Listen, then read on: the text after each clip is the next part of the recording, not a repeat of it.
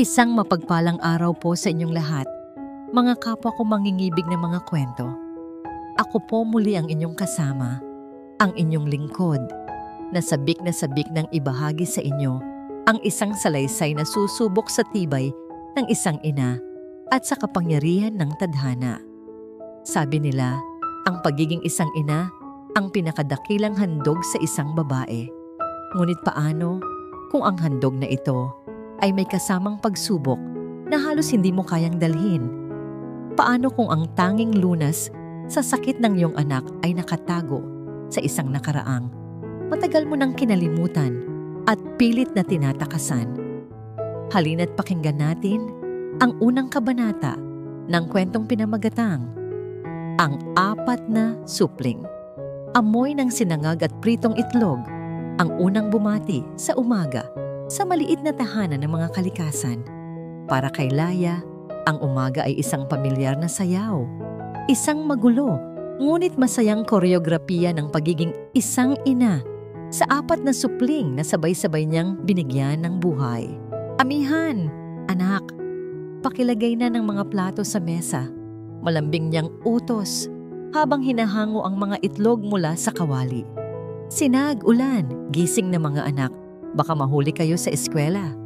Agad namang kumilos si Amihan, ang panganay sa 4 na may pagitan lamang ng ilang minuto. Sa kanyang pagiging seryoso at responsable, siya na ang kanang kamay ng ina. Si Sinag naman, na palaging may ngiti sa labi, ay lumapit at yumakap sa bewang ng ina. "Good morning, nanay," masayang bati nito. Si Ulan, ang pinakatahimik sa lahat, ay naupo na lang sa kanyang silya habang si Alon, ang pinakamakulit at malambing, ay tumakbo palapit kay Laya para magpabuhat. "Nanay, ako muna," sabi ni Alon. Ang mga mata nitong bilugan ay kumikinang. Napangiti si Laya. Kahit gaano pa kahirap, kahit pa mag-isa niyang itinataguyod ang 4 na anak mula nang sila'y isilang, ang mga ganitong sandali ang nagbibigay sa kanya ng lakas. Ang kanilang mga tawa ang musika sa kanyang tenga, at ang kanilang mga yakap ang kanyang kanlungan. Binuhat niya si Alon sa isang braso habang ang isa naman ay nagsasandok ng kanin. Ito ang kanyang mundo. Isang mundong perpekto sa gitna ng imperpeksyon. Matapos ang almusal at ang pamilyar na habulan para maligo at magbihis, naihatid na ni Laya ang kanyang mga anak sa maliit na eskwelahan sa kanilang baryo Amihan. Ang simoy ng hangin mula sa dagat ay sariwa at ang sikat ng araw ay mainit. Isang ordinaryong araw, o yun ang akala niya. Pagka-uwi sa bahay, sinimulan na niya ang kanyang mga gawain, paglalaba ng sandamakmak na damit, paglilinis ng bahay, at paghahanda para sa kanyang part-time na trabaho sa tahanang kape mamayang hapon. Ang bawat sentimong kinikita niya ay maingat niyang pinagkakasya para sa kanilang 5. Nang sunduin niya ang mga anak, napansin niyang tila matamlay si Alon. Hindi ito kasali sa kulitan ng mga kapatid, at tahimik lang na naglalakad sa tabi niya. "May problema ba, anak?" tanong niya. Hinahaplos ang noo ng bata. "May masakit ba sa'yo?" Umiling lang si Alon at ngumiti ng pilit. "Pagod lang po siguro, nanay." Pinakain niya ang mga bata ng pananghalian at pinatulog. Habang nagliligpit siya ng pinagkainan, narinig niya ang isang mahinang kalabog mula sa kanilang silid. Nabitawan ni Laya ang hawak na baso. Kumabog ang kanyang dibdib sa isang takot na hindi niya maipaliwanag. Mabilis siyang tumakbo papasok sa kwarto, at doon, nakita niya ang isang imaheng habambuhay na magmamarka sa kanyang isipan. Nakahandusay si Alon sa sahig, walang malay. "Alon!" Sigaw niya. Isang sigaw na puno ng purong takot. Niyugyug niya ang anak, tinapik-tapik ang pisngi, ngunit hindi ito gumagalaw. Ang balat nito ay maputlang maputla, at ang mga labi ay nagsisimula ng mangitim. Nagising ang 3 pa niyang anak, umiiyak sa takot, nang makita ang kanilang kapatid. Ngunit ang isip ni Laya ay nasa iisang bagay lang, ang mailigtas ang kanyang anak. Binuhat niya si Alon na tila wala ng bigat at tumakbo palabas ng bahay, sumisigaw ng tulong. Dinala siya ng mga kapitbahay sa kaisa-isang health center sa kanilang baryo. Ang matandang doktor doon, si Dr. Santos, ay agad na inasikaso ang bata. Bawat segundo na lumilipas ay tila 1 taon para kay Laya. Nakaupo siya sa labas, nanginginig, habang pinapakalma ng isang kapitbahay ang 3 pa niyang umiiyak na anak.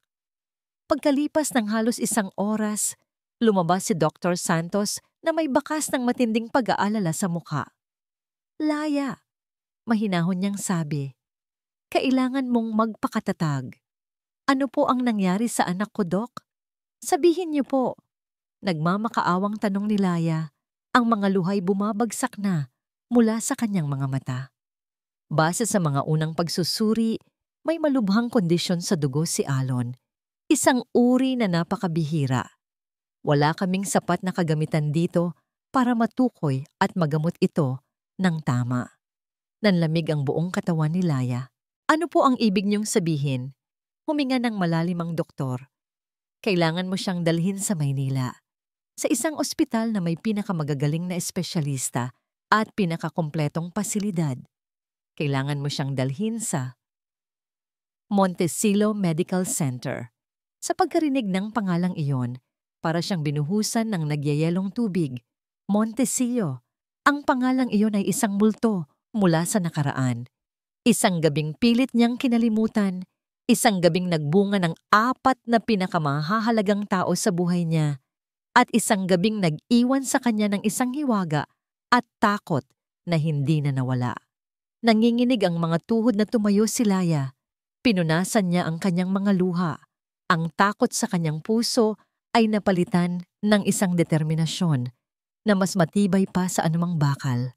Gagawin niya ang lahat para kay Alon, kahit pa nangangahulugan yon na kailangan niyang harapin ang multo ng kanyang nakaraan. Kinagabihan, matapos iwan ang 3 anak sa isang pinagkakatiwalaang kapitbahay, sakay ng huling biyahe ng bus, narating ni Laya ang lungsod. Sa kanyang mga kamay ay isang maliit na bag na naglalaman ng lahat ng kanyang naipon, at sa kanyang harapan, nakatayo ang isang dambuhalang gusali na kumikinang sa gitna ng gabi, ang Montecillo Medical Center. Ang bawat ilaw nito ay tila isang paalala ng mundong hindi siya kabilang. Huminga siya ng malalim, niyakap ang natutulog na si Alon sa kanyang mga bisig. Ang hangin ng lungsod ay malamig, ngunit ang pagmamahal ng isang ina ang nagbigay sa kanya ng init, gamit ang lahat ng lakas na natitira sa kanya. Humakbang siya pasulong, palapit sa pintuan ng ospital, palapit sa isang tadhana na matagal na niyang tinatakbuhan. Ang loob ng Montecillo Medical Center ay ibang-iba sa mundong kinagisnan ni Laya. Malamig ang hangin mula sa aircon, kumikinang sa kalinisan ang sahig na gawa sa tiles, at ang amoy ay pinaghalong antiseptic at isang mamahaling pabango na hindi niya matukoy. Bawat taong nakakasalubong niya ay maayos manamit, nagsasalita sa paraang tila sila ang nagmamay-ari ng mundo. Pakiramdam ni Laya, siya at ang kanyang lumang bestida ay isang dumi sa isang maningning na larawan. Sa admissions office pa lang ay halos atakihin na siya sa puso. Ang presyo ng bawat laboratory test, ang bayad sa kwarto, ang professional fee ng mga doktor, lahat ay mga numerong hindi niya kayang abutin kahit magtrabaho pa siya ng 1 buong taon. Nanginginig ang kanyang mga kamay habang ibinibigay sa kahera ang halos lahat ng kanyang naipon. Ang kapalit noon ay isang resibong nagsasabi na iyon ay paunang bayad pa lamang. Isang patak lang sa dagat ng gastusin. "Hintayin niyo na lang po ang tawag mula sa laboratory para sa mga resulta, ma'am," sabi ng nurse na may ngiting pilit. "Maari po kayong maghintay sa waiting area." Naupo si Laya sa isang upuang gawa sa matigas na plastik sa kahabaan ng isang abalang pasilyo. Kandong niya ang natutulog pa ring si Alon, na ngayon ay may nakakabit ng IV line sa munting kamay. Bawat paghinga ng anak ay pinakikinggan niya. Bawat pintig ng puso nito ay dinarasal niya.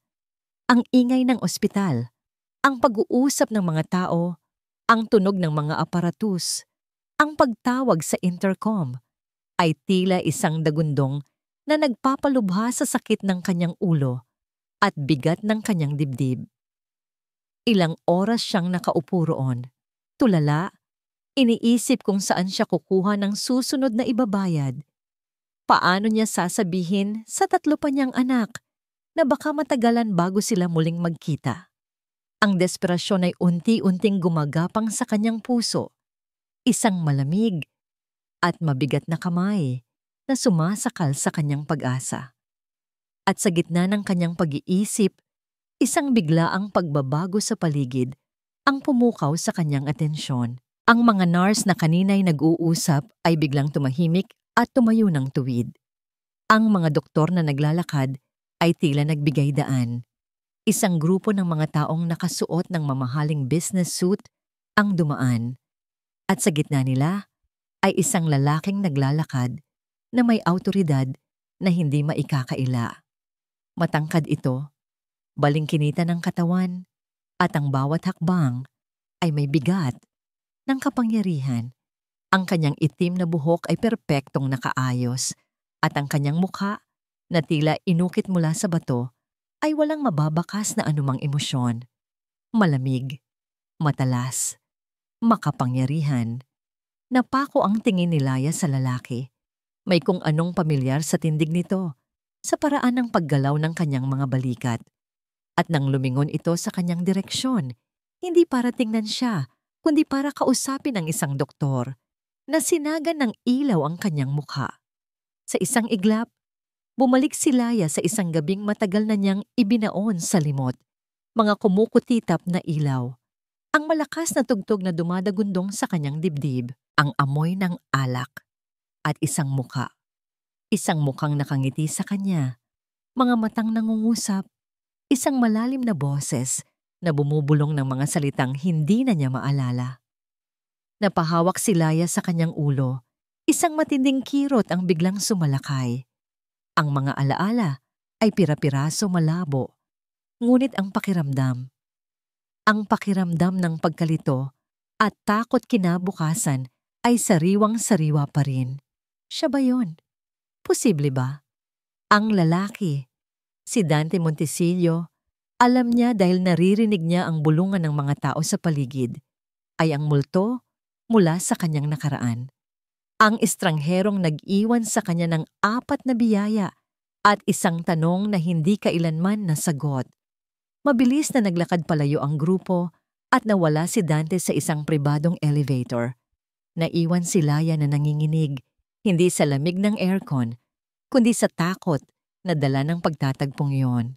Hindi maari, sa dinami-dami ng tao. Bakit siya pa? Makalipas ang 1 pang oras ng paghihintay na tila walang katapusan, tinawag siya ng isang doktor papasok sa isang maliit na opisina. Mrs. Kalikasan, bungad ng doktor, isang babaeng may mabait na mukha, ngunit seryosong mga mata. Lumabas na po ang resulta ng mga unang pagsusuri at kinukumpirma nito ang aming hinala. Ang anak niyo po ay may aplastic anemia, isang napakabihirang kondisyon kung saan hindi nakakagawa ng sapat na bagong blood cells ang kanyang bone marrow. Gumuho ang mundo ni Laya. Ano po ang lunas, doktora? May mga gamutan, tulad ng blood transfusions at medications. Pero ang pinakamabisa, ang best chance niya para tuluyang gumaling, ay isang bone marrow transplant. Huminga ng malalim ang doktora. At dahil sa isang rare genetic marker na nakita namin sa kanyang dugo, ang pinakamagandang donor ay isang taong may direktang kaugnayan sa kanya, isang kapatid, o ang kanyang ama. Tumingin ang doktora ng diretso sa mga mata ni Laya. Mahalaga po na mahanap natin ang ama ng bata. Siya ang may pinakamataas na tsansang maging perfect match para kay Alon. Ang bawat salita ng doktora ay tila isang martilyong pumupukpok sa kanyang sentido. Ang ama. Ang ama na hindi niya kilala. Ang ama na isang multo lang sa kanyang isipan. Ngunit ngayon, ang multong iyon ay may pangalan na at may mukha. Napatingin si Laya sa kanyang anak na mahimbing pa ring natutulog sa kanyang kandungan. Ang maputlang mukha nito, ang payapang paghinga. Ito ang kanyang buhay, ang kanyang lahat. At gagawin niya ang lahat, kahit ang pinakanakakatakot na bagay, para iligtas ito. Isang nag-aalab na determinasyon ang pumalit sa takot na kanina'y bumabalot sa kanya. Tumayo siya, maingat na inihiga si Alon sa upuan. Lumabas siya ng opisina at tinanaw ang pasilyo. Nakita niya si Dante Montecillo na kalalabas lang muli ng elevator. Mag-isa na lamang ito ngayon, patungo sa direksyon ng parking lot. Ito na, ngayon o hindi na kailanman. Huminga siya ng malalim. Pinuno niya ng hangin ang kanyang baga. Sa bawat hakbang niya palapit, bumibilis ang tibok ng kanyang puso. Tumakbo siya ng bahagya para maabutan ito sa isang medyo tahimik na bahagi ng pasilyo. Mr. Montecillo! Huminto sa paglalakad si Dante at lumingon. Ang mga kilay ay bahagyang magkasalubong. Halatang naiirita sa kung sino mang nangahas na istorbohin siya. Tiningnan niya si Laya mula ulo hanggang paa. Isang tinging tila sinusuri ang isang insektong gumapang sa kanyang harapan. Nanginig ang boses ni Laya, ngunit pinilit niyang maging matatag. Hinarap niya ang mga matang yon na kasing lamig ng yelo. Mr. Montecillo, kailangan po nating mag-usap. Huminto siya saglit, kinuha ang lahat ng natitirang lakas. Tungkol po ito sa anak ko at sa anak ninyo. Narinig ni Dante Montecillo ang halos lahat ng uri ng pang-aabala sa kanyang buhay. Mga empleyadong may dalang problema, mga business partners na may hindi makatarungang hiling, at higit sa lahat, mga babaeng naghahabol sa kanyang pangalan at yaman. Sanay na siyang maging target ng mga taong may pansariling interes. Kaya nang harangin siya ng isang babaeng simple, ang pananamit at may bakas ng desperasyon sa mukha. Ang una niyang reaksyon ay inis. Isang tingin pa lang mula ulo hanggang paa ay sapat na. Isa na namang oportunista, naisip niya. Ngunit ang mga salitang lumabas sa bibig nito ang nagpatigil sa kanya. Tungkol po ito sa anak ko at sa anak ninyo. Isang malamig at mapanuyang tawa ang pinakawalan ni Dante. Hindi ito malakas, ngunit sapat na para marinig at maramdaman ni Laya ang pangiinsulto sa bawat tunog. Miss Ane. Anya, ang boses ay kasing talas ng patalim. Hindi ko alam kung anong laro ang sinusubukan mong gawin. Pero wala akong panahon para dito. Kung kailangan mo ng pera, pumila ka sa charity foundation namin. Pero huwag na huwag mong susubukang gamitin ang ganitong klaseng murang drama sa akin. Hindi natinag si Laya. Ang takot sa kanyang mga mata ay napalitan ng determinasyon. Nakita na niya ang pinakamasamang maaaring mangyari sa araw na ito. Ang makitang halos mawalan ng buhay ang kanyang anak. Wala nang masasama pa roon. Hindi po ito drama, Mr. Montecillo. At hindi ko kailangan ng pera ninyo. Matatag niyang sagot na ikinagulat ni Dante. Ang kailangan ng anak ko ay ang dugo ninyo. Ang buhay niya ang nakasalalay dito. Kumunot ang noo ni Dante. Ang babae ay tila hindi nagbibiro. Ngunit ang paratang ay katawa-tawa. Sa buong buhay niya, maingat siya, kalkulado. Hindi siya ang tipo ng lalaking nag-iiwan ng bakas, lalo na ng ganito kalaking responsibilidad. 5 taon na ang nakalipas. Pagpapatuloy ni Laya, ang boses ay bahagyang nanginginig sa pag-alala. Sa isang corporate event ng Montecillo Group, isa po akong waitress noon. Hindi ko na po maalala ang lahat. Pero ano? Putol ni Dante. Ang pasensya ay tuluyan nang nawawala. Aakusahan mo ako base sa isang gabing hindi mo maalala? Libo-libong tao ang nagtatrabaho sa mga event namin. Baka nagkamali ka lang ng tao. Hindi po ako nagkakamali, giit ni Laya. Nakita niya ang pagwawalang bahala sa mga mata ni Dante.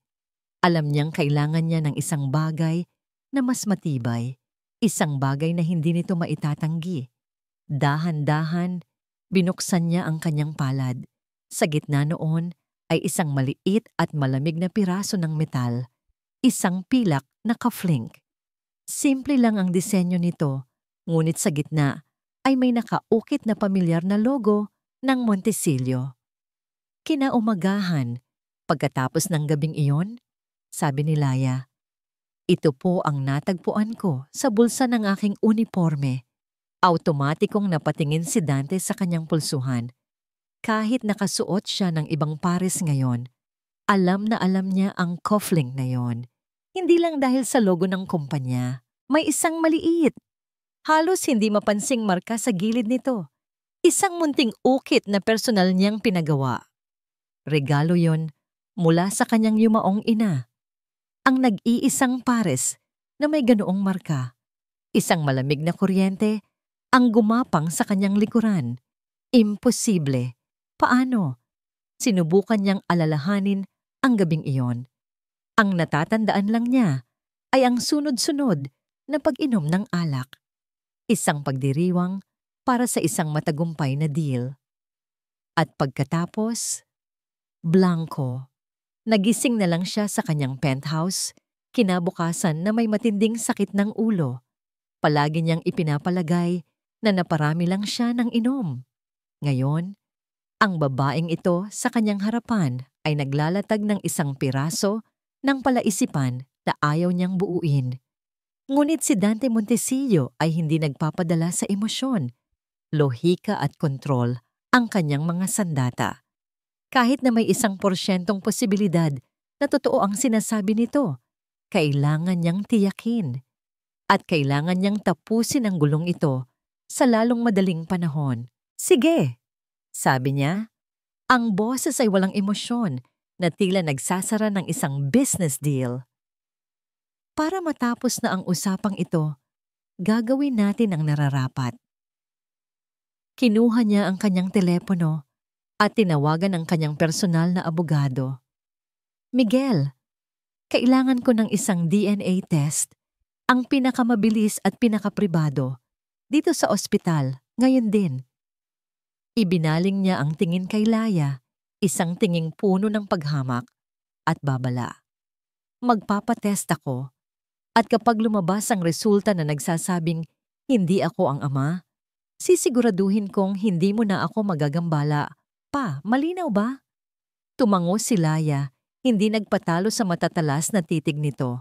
Sa puntong ito, wala na siyang pakialam sa orgulyo ng lalaki. Ang mahalaga ay ang resulta. Ang pag-asa para kay Alon. Pinangunahan sila ng isang assistant papunta sa isang pribadong wing ng ospital, malayo sa mata ng mga tao. Mabilis at episyente ang proseso. Kumuha ng sample mula kay Dante at kay Alon na nagising at umiyak dahil sa tusok ng karayom. Agad itong pinatahan ni Laya, niyakap ng mahigpit. Sa buong proseso, hindi nagsalita si Dante. Pinanood lang niya ang eksena sa kanyang harapan, ang mag-ina. Nakita niya kung paano kumapit ang bata sa ina nito, kung paano ito huminahon sa yakap nito. Isang eksenang hindi pamilyar sa kanya, isang emosyong hindi niya kailanman naramdaman. Within a few hours, the result will be emailed to you directly, Mr. Montesillo, sabi ng medical technologist. Good. Iyon lang ang sinabi ni Dante bago tumalikod at naglakad paalis. Hindi man lang muling sinulyapan si Laya o ang bata. Para sa kanya, isa lang itong abala na kailangang ayusin. Isang gulo na kailangang linisin. Bumalik si Laya sa waiting area, ang puso'y walang tigil sa pagkabog. Bawat minuto ay tila isang oras. Yakap-yakap niya si Alon, bumubulong ng mga panalangin.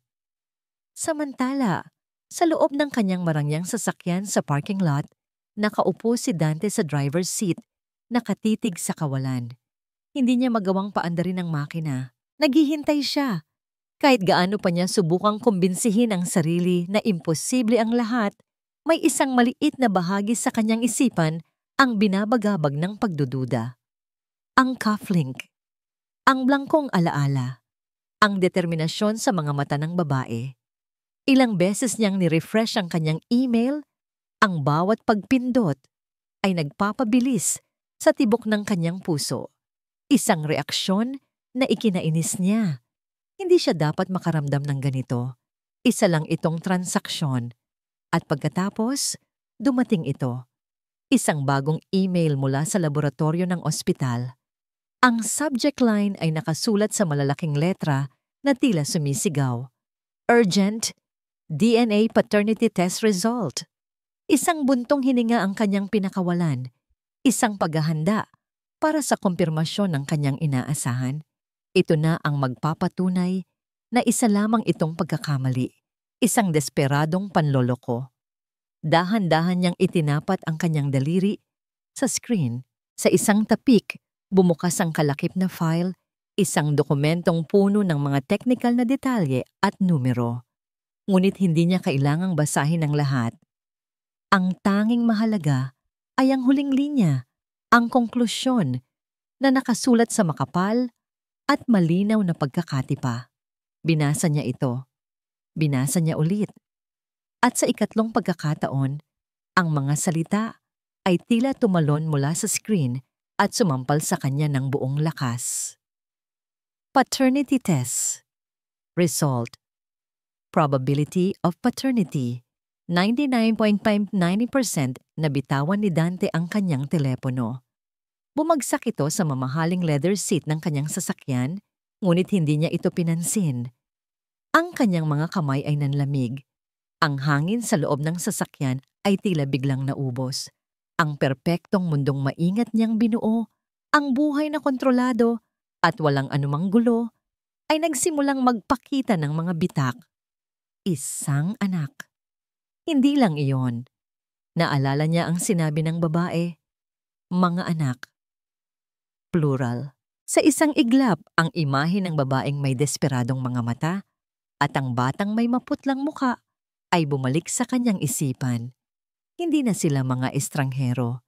Hindi na sila isang abalala lang. Sila ay katotohanan. Isang katotohanang hindi niya matatakbuhan. Isang katotohanang babago sa lahat. Napasandal siya sa kanyang upuan.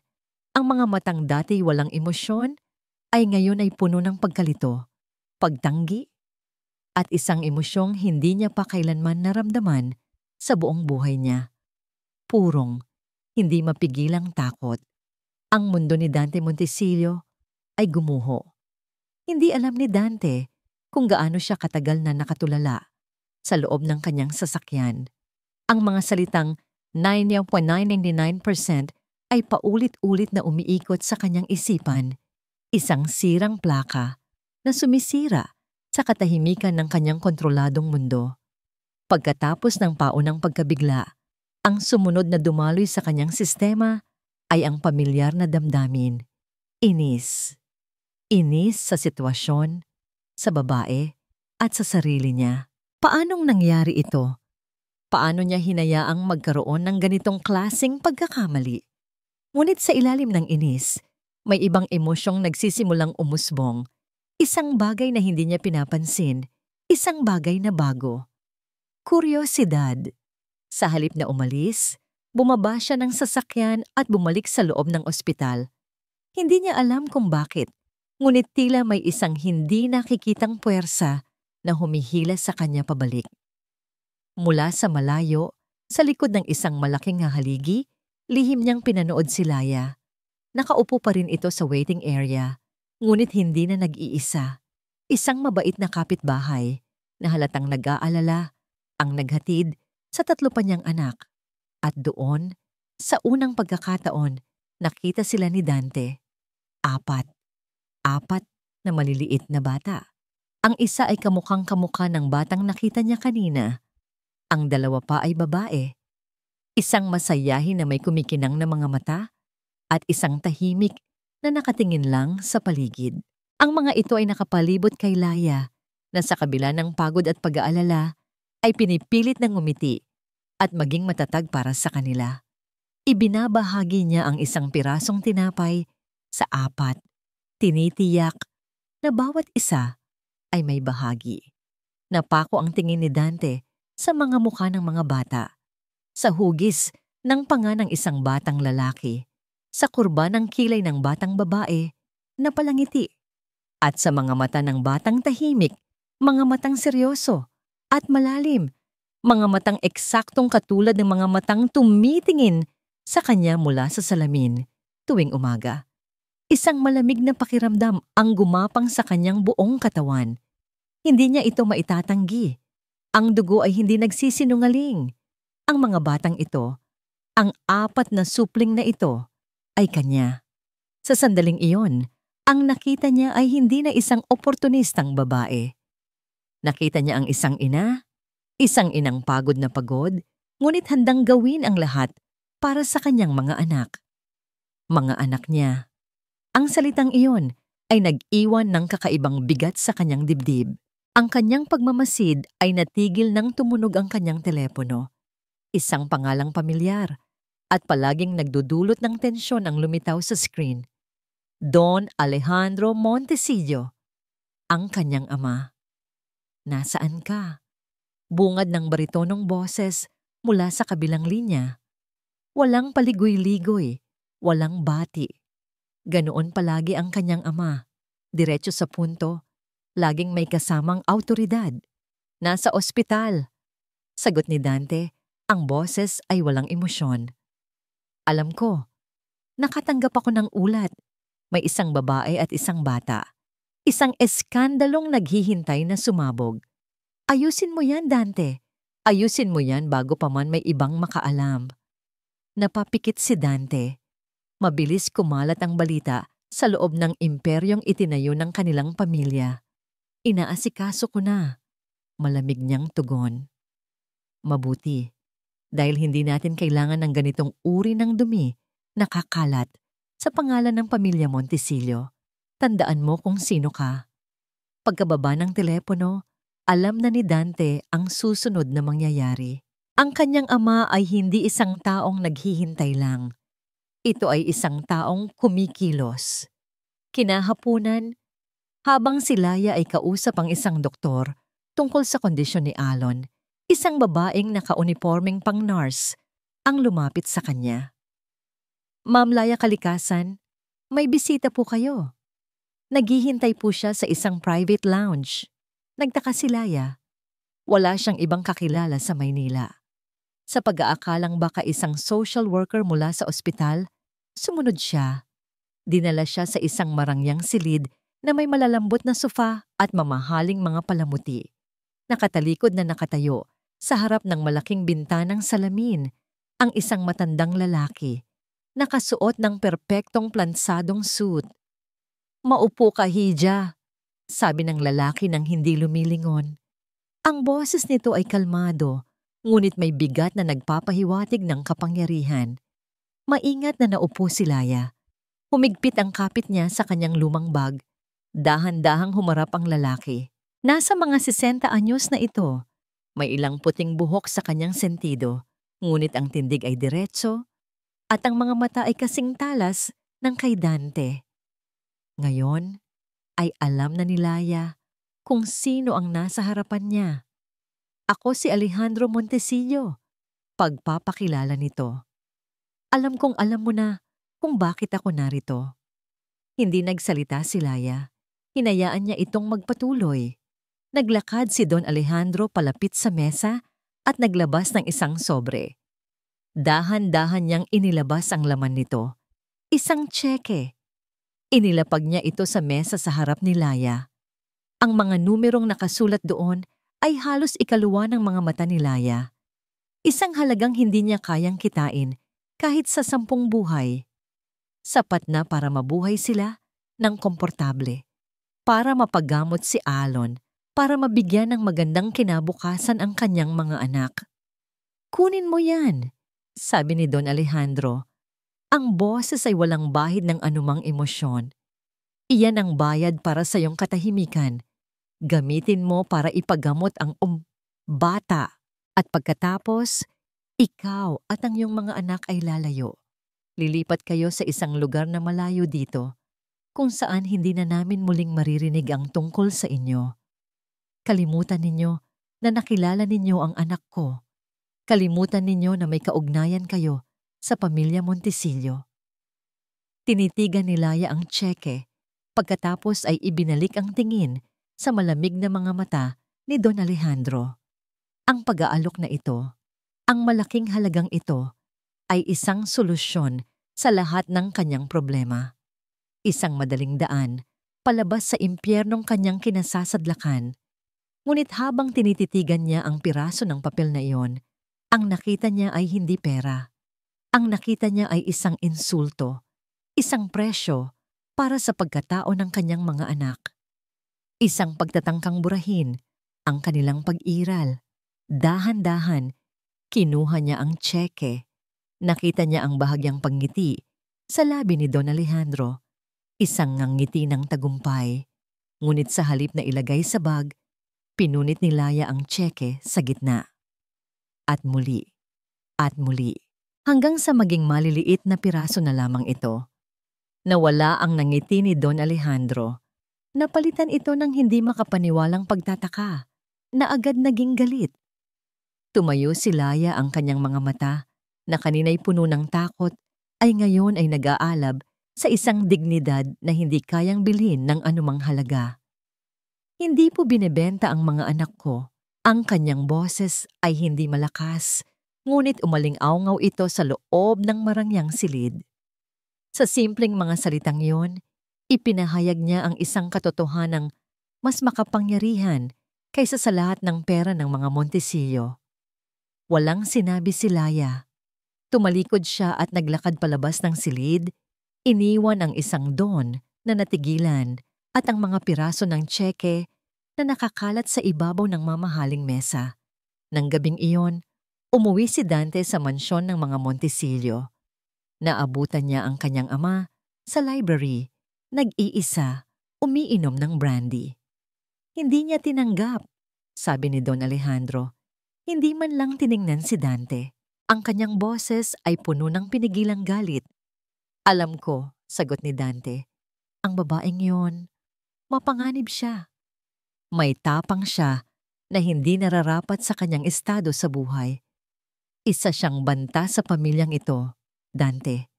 Isang dumi na kailangang linisin. Ama, wag mo akong sasagutin! Sigaw ni Don Alejandro. Ibinagsak ang baso sa mesa na naglikha ng malakas na tunog. Humarap siya sa anak, ang mga matay nag-aapoy. Inaasahan kong aayusin mo ito, ngunit tila mas pinalala mo pa. Hindi ko hahayaang sirain ng isang bastarda at ng kanyang mga anak ang lahat ng pinaghirapan ko. Huminga ng malalim si Dante. Pinipilit na manatiling kalmado sa gitna ng bagyo. Ano ang gagawin mo? Isang malamig na ngiti ang sumilay sa mga labi ni Don Alejandro. Isang nyamangiting nagpadala ng kaba sa dibdib ni Dante. Kung hindi niya kayang maintindihan ang lengguwahe ng pera, Dante. Sabi ng matanda, ang bawat salita ay may bigat ng isang banta. Kung gayon, gagawin ko ang lahat ng kinakailangan para protektahan ang pamilyang ito. Kahit pa nangangahulugan iyon na kailangan kong durugin siya. Lumipas ang mga araw na tila isang mabigat na panaginip para kay Laya. Ang bawat umaga ay sinasalubong niya ng takot sa mga bayarin sa ospital at ang bawat gabi ay tinatapos niya sa mga dasal na sana'y magkaroon ng himala.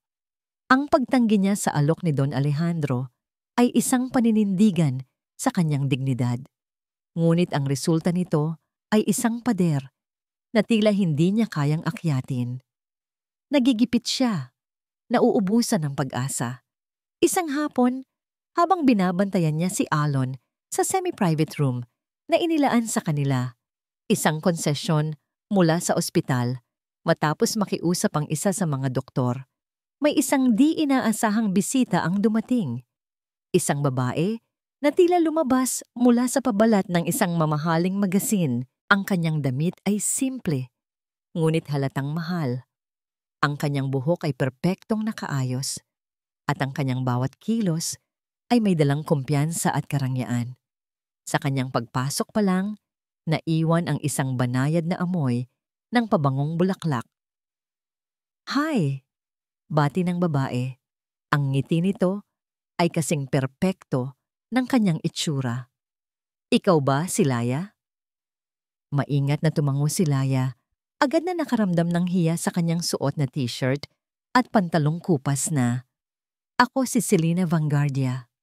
Pagpapakilala nito, inilahad ang isang kamay na may perpektong manicure. "Ako ang fiancé ni Dategis." Ang mga salitang yon ay tumama kay Laya na parang isang sampal. Fiancé. Siyempre, isang lalaking tulad ni Dante Montesilo ay tiyak na may isang babaeng nababagay sa kanyang mundo. Isang babaeng tulad ni Selena. "Pasensya na kung bigla akong sumulpot." Patuloy ni Selena, ang boses ay puno ng pag-unawa. "Nabalitaan ko ang nangyari at gusto kong malaman mo na naiintindihan kita." Naupo si Selena sa silyang katapat ni Laya. Hindi alintana ang pagiging simple ng paligid. Dala-dala niya ang ilang malalaking paper bag na may mga pangalan ng mamahaling tindahan ng laruan at damit pambata. "Para sa mga bata," sabi niya. Inilapag ang mga ito sa sahig. "Narinig ko mula kay Dante na 4 pala sila. At bilang isang babae, hindi ko kayang isipin ang pinagdadaanan mo ngayon. Mag-isa, sa isang sitwasyong ganito, dapat kang tulungan." Ang bawat salita ni Selena ay tila balsamo sa nagdurugong puso ni Laya. Sa loob ng ilang araw, ang natanggap niya lang ay ang malamig na pagtanggi ni Dante at ang mapanghusgang banta ng ama nito. Ngayon, heto ang isang taong tila nakakaintindi, isang taong handang dumamay. Nagsimulang bumagsak ang mga luhang kanina, papinipigilan ni Laya. "Salamat," sabi niya. Ang boses ay basag. "Hindi mo alam kung gaano kalaking bagay yan sa akin." "Okay lang yan," sabi ni Selena. Hinahaplos ang likod ni Laya. Walang inang dapat pagdaanan ito ng mag-isa. Sa sumunod na oras, nakuha ni Selena ang loob ni Laya.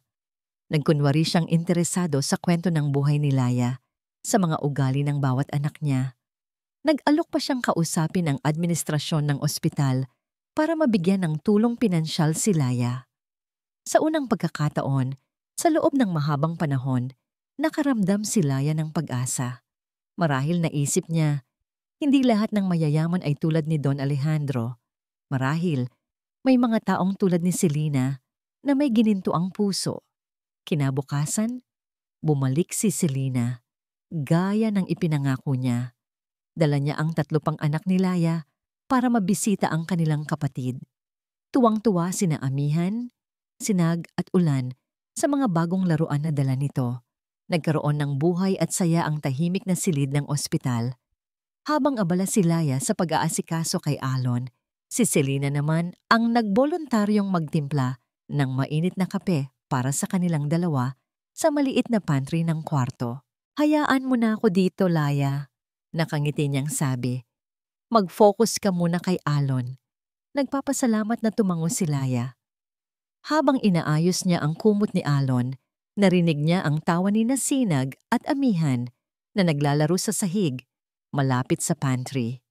Bigla, isang malakas na sigaw mula kay Selena ang pumuno sa silid. "Ay, ang init!" Kasunod noon ay ang malakas na iyak ng mga bata. Mabilis na lumingon si Laya. Nakita niya ang isang basag na tasa sa sahig. Kumakalat ang maitim na likido. Si Selena ay nakahawak sa kanyang kamay na tila napaso at sina Sinag at Amihan ay umiiyak sa takot. Ilang pulgada lang ang layo mula sa natapong mainit na kape. "Anong nangyari?" Natatarantang tanong ni Laya. Agad na dinaluhan ng mga anak para tingnan kung nasaktan sila. "Hindi ko sinasadya," sabi ni Selena. Ang muka ay nagpapakita ng pagkataranta. Bigla silang tumakbo sa likod ko. Laya, dapat mas binabantayan mo sila. Paano kung sa kanila tumapon ito? Bago pa man makasagot si Laya, bumukas ang pinto. Pumasok ang dalawang babaeng may dalang ID ng Department of Social Welfare and Development, DSWD. Kasunod nila si Dante na may seryosong mukha. Ang timing ay perpekto. Masyadong perpekto. Ano ang nangyayari dito? Tanong ni Dante. Ang tingin ay nagpapalipat-lipat mula sa nagkalat na kape sa umiiyak na mga bata at kay Laya na halatang natataranta. Dante, buti dumating ka, sabi ni Selena. Ang boses ay nanginginig. Naaksidente ako. Muntik nang mapaso ang mga bata. Laya was distracted. Ang mga social worker ay nagsimulang magtanong. Ang kanilang mga boses ay formal at mapanuri. Tiningnan nila ang magulong silid, ang mga batang umiiyak. Ang buong eksena ay nagpinta ng isang larawan, isang magulo at delikadong kapaligiran sa ilalim ng pangangalaga ng isang pabayang ina. Naramdaman ni Laya na nanlamig ang kanyang buong katawan. Ito ay isang patibong. Ngayon niya lang napagtanto. Ang kabaitan, ang mga regalo, ang pagbisita.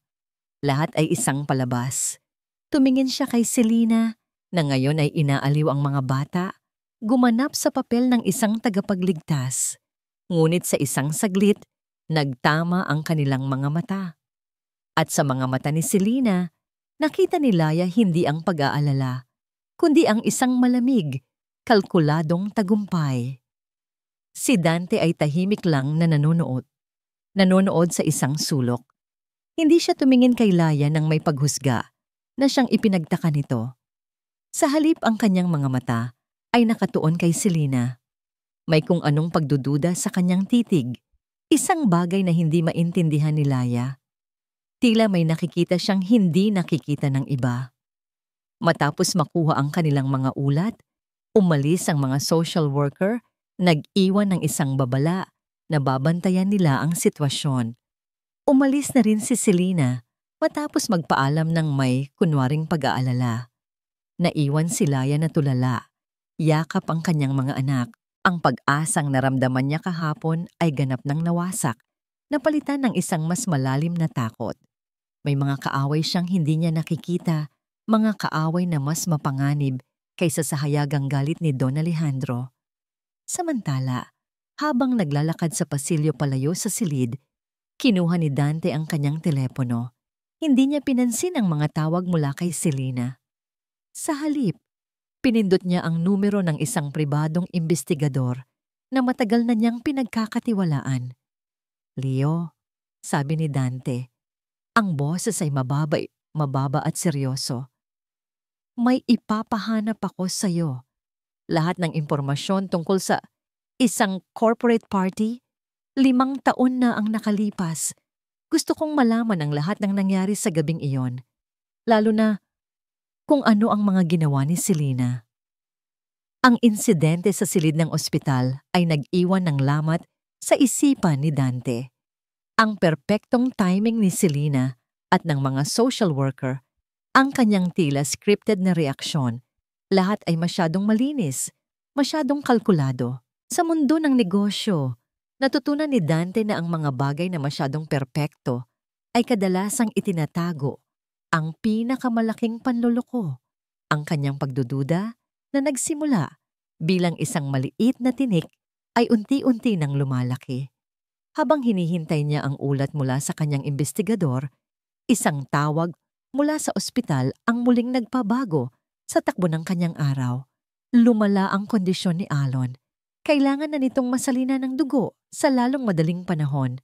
At dahil sa bihirang dugo nito, ang pinakamainam na gawin ay direct transfusion mula sa isang compatible donor. Siya, ang ama. Walang pag-aalinlangan, nagtungo siya sa ospital. Hindi ito dahil sa emosyon, sabi niya sa sarili. Ito ay isang obligasyon, isang lohikal na hakbang.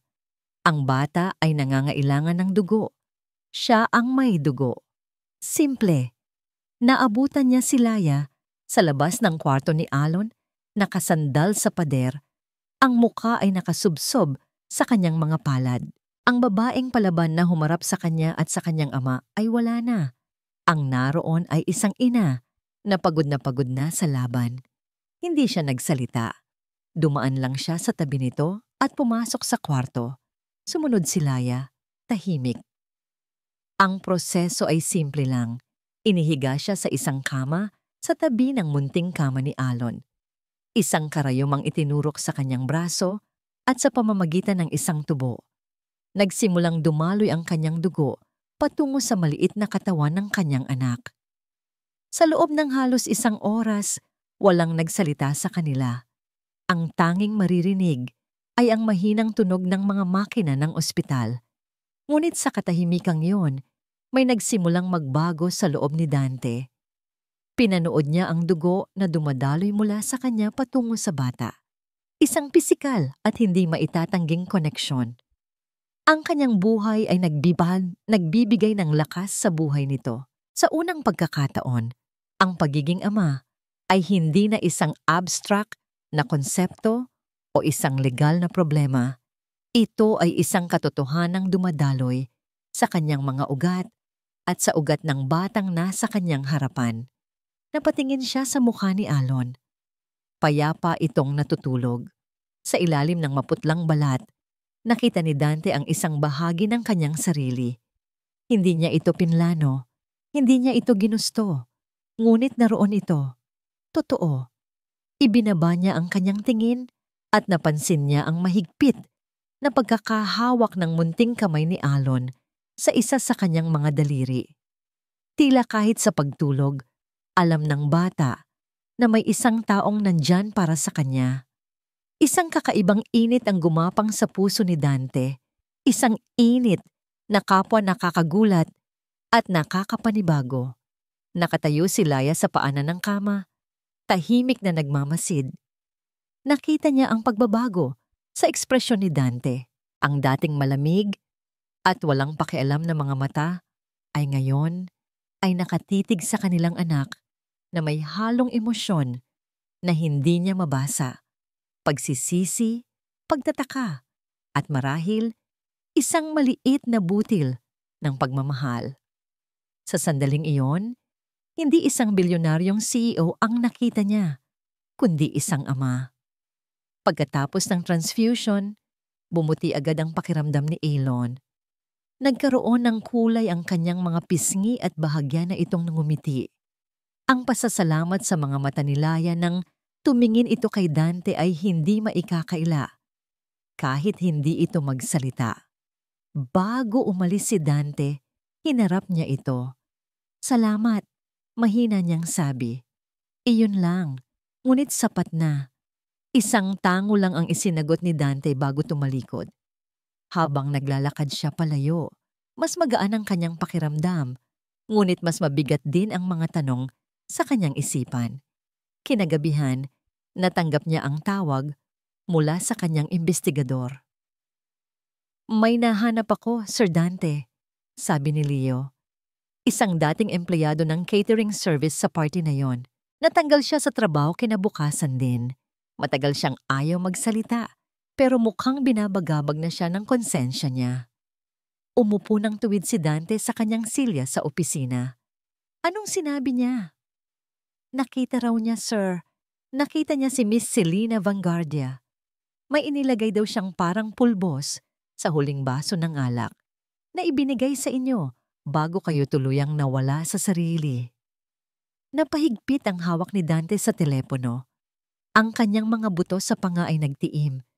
Ang hinala niya ay nagsisimulang magkahugis. May pruweba ba siya? Wala, sir. Salita lang laban sa salita. At takot siyang humarap dahil maimpluwensya ang pamilya ni Miss Vanguardia. Isang saglit na katahimikan. Salamat, Leo. Ipagpatuloy mo lang, sabi ni Dante bago ibaba ang tawag. Isinandal niya ang kanyang ulo sa sandalan ng kanyang silya. Droga. Pinainom siya ng droga Ang gabi na yon ay hindi isang aksidente. Ito ay isang plano. At si Laya at ang kanyang mga anak ay mga biktima lamang. Mga collateral damage sa isang larong hindi nila alam na kasali sila. Isang alon ng galit ang bumalot sa kanya. Galit kay Selena para sa kanyang panloloko at galit sa sarili niya dahil naging bulag siya. Ilang araw ang lumipas, mas naging madalas ang pagbisita ni Dante sa ospital. Hindi na lang para kay Alon, kundi para na rin sa tatlo pa. Nagdadala siya ng mga libro. Sa una, awkward at formal pa siya. Ngunit unti-unti, natutunan niyang bumaba sa level nila. Isang hapon, naabutan niya ang 4 na bata sa maliit na playroom ng ospital. Binasa niya sila ng kwento. Hindi nagtagal. Umakyat na sa kandungan niya si Sinag, ang pinakamasayahin. Si Amihan ay seryosong nakikinig sa tabi niya. At si Ulan, ang pinakatahimik, ay dahan-dahang isinandal ang ulo sa kanyang balikat. Naramdaman ni Dante ang bigat ng ulo ng bata, ang tiwala sa simpleng gesto na yon, ang pader na matagal niyang itinayo. Sa paligid ng kanyang puso ay nagsimulang gumuho, piraso bawat piraso. Ang mga batang ito ay hindi na isang obligasyon, sila ay nagiging pamilya. Habang pauwi siya mula sa ospital ng gabing iyon, muling tumawag ang kanyang investigador. "Sir Dante, may nakuha ako. Isang bagay na malaki." "Ano yan?" "Hindi ko pwedeng sabihin sa telepono. Ipinadala ko na sa email ninyo. Isang audio file. Nakuha mula sa isang lumang security footage sa isang hallway ng hotel. Mahina ang tunog. Kailangang linisin. Pero malinaw." Mabilis na ipinarada ni Dante ang sasakyan sa gilid ng daan. Binuksan niya ang kanyang laptop at dinownload ang file. Isang maikling audio clip lang ito. Pamilyar ang boses. Boses ni Selena. Pinindot niya ang play. Isang mahinang tunog ng static at pagkatapos ay ang boses ni Selena. Bahagyang nag-iba dahil sa kalidad ng recording, ngunit walang dudang siya yon. Kausap niya ang isang tao sa telepono. "Oo, nasa baso na niya. Huwag kang mag-alala. Hindi ito malakas. Sapat lang para mawala siya sa sarili at hindi maalala ang lahat bukas. Pagkatapos ng gabing ito, siguradong sa akin na siya babagsak. Just make sure na yung babaeng waitress na yun ang maghahatid ng huling inumin. Kailangan natin ng fall guy kung sakali." "Oo, yung simple lang, yung walang mag-iisip na maghanap sa kanya. Isang gabi lang." Pagkatapos nito, si Dante Montecillo ay magiging akin ng tuluyan. Ang bawat salita ay tila isang suntok sa sikmura ni Dante. Ang panlilinlang, ang kasinungalingan, ang kawalang puso. Ito na ang pruweba. Ang usok na kanina pa niya naamoy ay isa na ngayong naglalagablab na apoy. Ang lahat ng nangyari, ang pagkalito ni Laya, ang pagkakabuo ng kanilang mga anak, ang lahat ng pagdurusa, ay bunga ng isang makasariling plano. Napatitig si Dante sa kawalan. Ang kanyang mga kamay ay nakakuyom ng napakahigpit. Ang galit sa kanyang puso ay hindi na para sa sitwasyon. Ito ay para na sa isang tao. At sa sandaling iyon, alam niya ang kailangan niyang gawin. Hindi na lang ito tungkol sa pag-aayos ng gulo. Ito ay tungkol sa paghahanap ng hustisya. Habang si Dante ay abala sa paghahanap ng katotohanan, naramdaman ni Selena na unti-unti nang nawawala ang kontrol niya sa sitwasyon. Ang dating malamig at sunod-sunuran na si Dante ay nagiging mailap. Mas madalas na itong nasa ospital kaysa sa kanyang tabi. Ang mga tawag niya ay madalas hindi sinasagot. Alam ni Selena na kailangan na niyang gumawa ng isang desperadong hakbang. Isang bagay na sisira kay Laya ng tuluyan. Isang bagay na pipilit kay Dante na bumalik sa kanya. Para kay Laya, ang mga sumunod na araw ay nagdala ng bahagyang kapayapaan. Dahil sa tulong ni Dante sa pag-donate ng dugo, unti-unting lumalakas si Alon. At kahit hindi aminin ni Laya, ang mga dalaw ni Dante ay nagdulot ng kakaibang pagbabago sa kapaligiran. Nakikita niyang natutuwa ang kanyang mga anak sa presensya nito at sa mga bihirang pagkakataon na nag-uusap sila. Naramdaman niyang may nag-iba sa lalaki. Nawala na ang dating paghamak sa mga mata nito, napalitan ng isang bagay na mas malalim at mas komplikado. Ngunit ang kapayapaang iyon ay isang katahimikan bago ang isang malakas na bagyo. Isang umaga, nagising si Laya sa sunod-sunod na tunog ng kanyang telepono. Mga mensaheng mula sa kanyang mga kapitbahay sa Baryo Amihan. Mga mensaheng puno ng pagtataka at galit. Nang buksan niya ang isang link na ipinadala sa kanya, halos mabitawan niya ang kanyang telepono. Pobreng ina o profesional na golpe digger, ang lihim na babae sa buhay ng bilyonaryong si Dante Montecillo na bulgar. Iyon ang headline na ng isang sikat na tabloid. At sa ilalim noon ay ang kanyang litrato. Isang litratong kuha nang hindi niya alam habang pagod siyang nakaupo sa labas ng ospital. Sa tabi nito ay isang makisig na litrato ni Dante. Nanginginig ang mga kamay na binasa ni Laya ang artikulo. Ang bawat salita ay isang lason. Isinulat doon na siya ay isang babaeng may mahabang listahan ng mga lalaking niloko. Isang taong ginamit ang kanyang 4 na anak para makakuha ng simpatya at pera. Isang kalkuladong plano ayon sa isang source na malapit sa pamilya Montecillo. May mga litrato pa siyang kasama ang isang dating kaibigan na lalaki sa baryo, pinalabas na isa sa kanyang mga biktima. Isang kwentong perpektong hinabi para sirain ang kanyang pagkatao. Ilang minuto siyang tulala, hindi makapaniwala sa kanyang nababasa. Sino ang gagawa nito? Bakit? Maya-maya, isang nurse ang kumatok at nag-abot sa kanya ng mga dyaryo. Pinabibigay po, Ma'am Laya. Nasa front page ng halos lahat ng tabloid ang kanyang mukha. Ang bawat headline ay mas masakit kaysa sa nauna. Ang kanyang buhay, ang kanyang paghihirap, ang kanyang pagiging ina. Lahat ay ginawang isang maruming sirko para pagpiyastahan ng buong bansa. Nang araw na yon, naramdaman ni Laya ang tunay na kahulugan ng impyerno. Paglabas niya ng kwarto para bumili ng pagkain, ang mga taong dati binabati siya ng may pag-unawa ay ngayon ay tinitingnan siya ng may paghamak at pagdududa. Naririnig niya ang kanilang mga bulungan. Siya pala yun. Kawawa naman si Sir Dante, naloko. Grabe, ginamit pa ang mga anak. Bawat bulong ay isang karayom na tumutusok sa kanyang puso.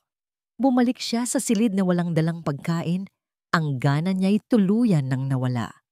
Niyakap niya ang kanyang mga anak na walang kamalay-malay sa nangyayari. Sila na lang ang kanyang natitirang lakas. Ang pinakamasakit ay dumating kinahapunan. Isang tawag mula kay Aling Nena, ang may-ari ng tahanang kape, ang nag-iisang trabahong bumubuhay sa kanila. Laya anak. Nagsimula si Aling Nena. Ang boses ay mabigat. Hindi ko gustong gawin to, alam mo yan. Pero, ang mga customer, nagrereklamo sila. Ayaw na nilang bumili hanggat dito ka nagtatrabaho. Bumabagsak ang benta ko. Laya, pasensya ka na. Pero kailangan mo na kitang tanggalin sa trabaho. Aling Nena, hindi po totoo ang mga yon. Nagmamakaawang sabi ni Laya. Alam ko anak, naniniwala ako sa'yo. Pero ang negosyo ay negosyo. Pasensya na talaga. Pagkababa ng telepono, tuluyan ng gumuho ang mundo ni Laya. Tinanggalan siya ng trabaho. Tinanggalan siya ng dignidad. Ang natitira na lang ay ang kahihiyan. Niyakap niya ang kanyang mga tuhod, umupo sa isang sulok ng silid habang natutulog ang kanyang mga anak. Umiyak siya ng umiyak. Isang iyak na walang tunog. Isang iyak na nagmumula sa kaibuturan ng kanyang pagod at sawang-sawang kaluluwa. Ang bigat ay hindi na niya kaya. Masyado nang mabigat.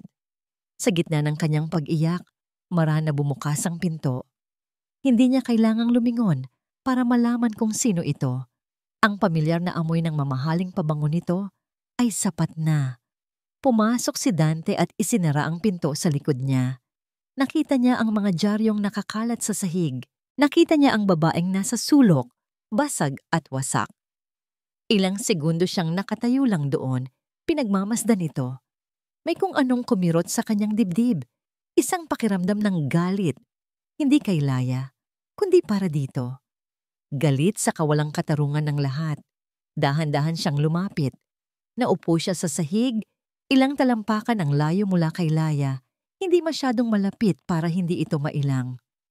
Laya, mahina niyang sabi. Hindi sumagot si Laya. Patuloy lang siya sa pag-iyak. Hindi ako naniniwala sa kanila. Ang mga salitang iyon ay mas malakas pa sa sigaw. Sa isang iglap, tumigil sa pag-iyak si Laya at dahan-dahang itinaas ang kanyang ulo. Ang kanyang mga mata, namumugto at pula, ay puno ng pagtataka. Tinitigan siya ni Dante, ang kanyang mga mata ay seryoso at walang bahid ng pagdududa. Hindi ito ang tingin ng isang taong naghuhusga. Ito ay ang tingin ng isang taong nakakaunawa. Isang tingin na nagsasabing, alam ko ang totoo. Sa gitna ng pinakamadilim na bagyo ng kanyang buhay, sa sandaling pakiramdam niya'y nag-iisa na siya ng tuluyan. Ang apat na salitang iyon mula sa taong hindi niya inaasahan ay naging isang sinag ng liwanag. Isang maliit, bahagyang sinag, ngunit sapat na para bigyan siya ng dahilan upang muling huminga. Ang mga salita ni Dante ay tila isang angkla para kay Laya sa gitna ng rumaragasang bagyo. Hindi ako naniniwala sa kanila. Ang simpleng pangungusap na yon ay sapat na para pigilin ang kanyang pagguho. Tinitigan niya si Dante, naghahanap ng anumang bahid ng pagbibiro o awa, ngunit ang nakita niya ay katatagan. Bakit? Halos pabulong niyang tanong. Ang buong mundo ay naniniwala sa kanila. Bakit hindi ka? Isang saglit na katahimikan ang namagitan sa kanila. Tumingin si Dante sa natutulog na mga bata. Pagkatapos ay ibinalik ang tingin kay Laya. Dahil nakita ko kung paano mo tingnan ang mga anak mo. Mahina niyang sagot. Ang isang taong may ganoong pagmamahal ay hindi kayang gumawa ng ganoong klaseng panloloko. Hindi alam ni Laya ang sasabihin. Sa unang pagkakataon, may isang taong nakakita sa kanya. Hindi bilang isang iskandalo, hindi bilang isang problema, kundi bilang isang ina. Isang pakiramdam ng pasasalamat ang bumalong sa kanyang puso.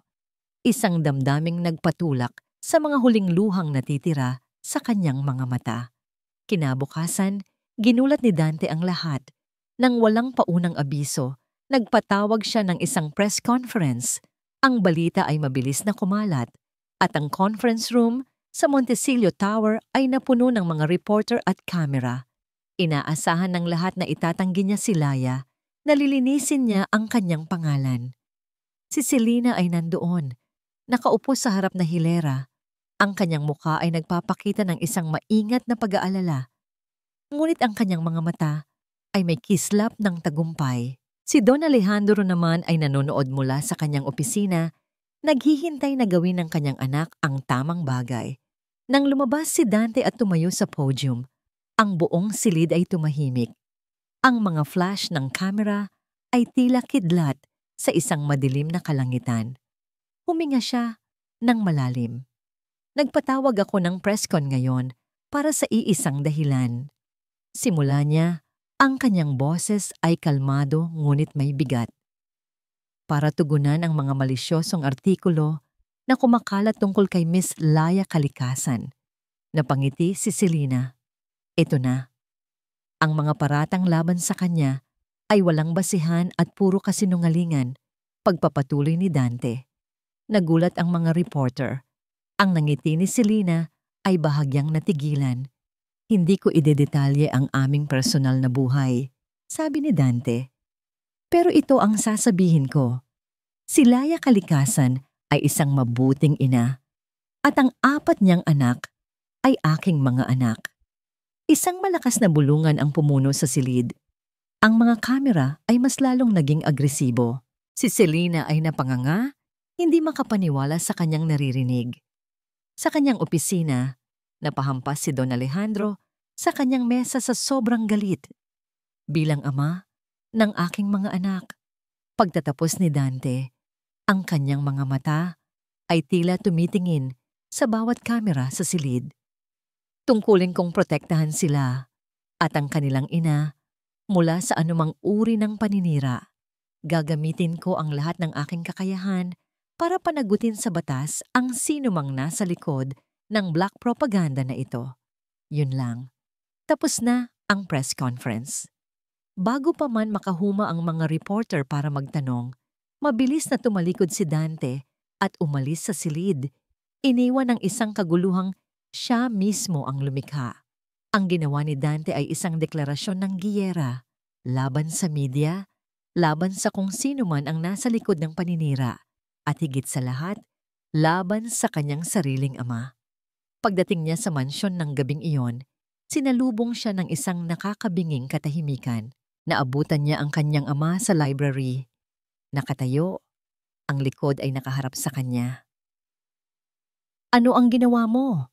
tanong ni Don Alejandro. Ang boses ay sobrang kalmado na naging mas nakakatakot pa ito kaysa sa sigaw. "Ang nararapat, ama." Humarap si Don Alejandro. Ang kanyang muka ay isang maskara ng galit. "Ang nararapat? Ipinahiya mo ang pangalan ng pamilya. Inamin mo sa buong mundo na mayroon kang mga anak sa pagkakamali sa isang babaeng walang pinanggalingan. Iyan ba ang nararapat? Ang kahihiyan, ama, ay hindi ang pagkakaroon ng mga anak." Matatag na sagot ni Dante. "Ang tunay na kahihiyan ay ang talikuran sila."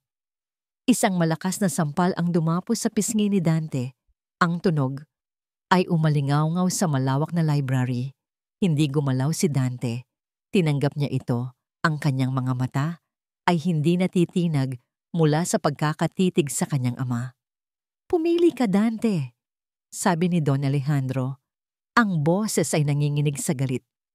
"Ang pamilyang ito o ang babaeng iyon at ang kanyang mga bastardo?" Tumingin si Dante sa kanyang ama at sa unang pagkakataon, ang nakita niya ay hindi isang makapangyarihang tao, kundi isang taong bilanggo ng sarili nitong pride. "Matagal na akong pumili, ama," sagot ni Dante. "Pinili ko lang na ipaglaban ito ngayon." Tumalikod siya at naglakad palabas. Hindi na lumingon pa. Alam niyang ang bawat hakbang palayo ay isang hakbang na sumisira sa tulay sa pagitan nila ng kanyang ama. Marahil magpakailanman.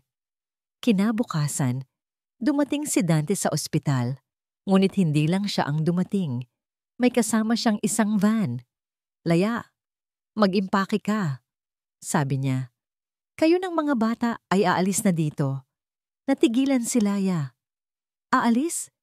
Saan kami pupunta?" "Dadalhin ko kayo sa isang lugar na ligtas. Isang lugar kung saan hindi kayo magagambala ng media.